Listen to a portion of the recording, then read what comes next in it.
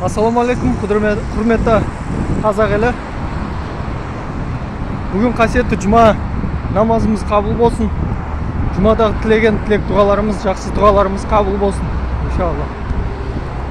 Кеше мен бір видеомды жібердім, жолдадым, өздеріңіз көрген шығарсыздар. Жаңағы не туралы? Еліміз туралы. Аллах тағала мұсылман елдерін қорғаймын, егерде олар бір-бірін алдап өлтірмесе деген уағызды айтқан болатын.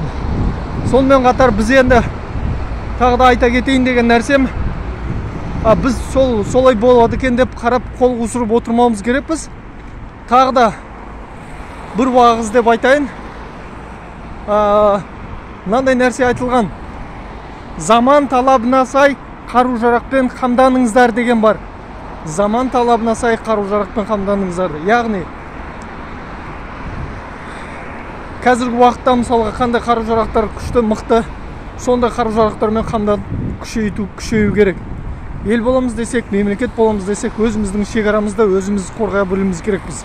Содан кейін анық Құран Кәрімде алдында бір оқыған тағы да бір аяттар бар, сонда айтылады: егер де сендер шекараларыңды өздерің қорғай алмасаңдар, егер де сендер өздерің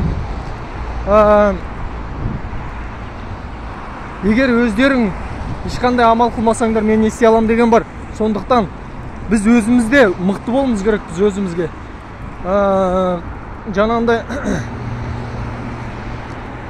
Қытай немесе жаңағындай Ресей бізге жаңағындай нету мүмкін деп сескеніп уайымдайтын болсақ, біз өзімізге өзіміз мықты болуымыз керекпіз.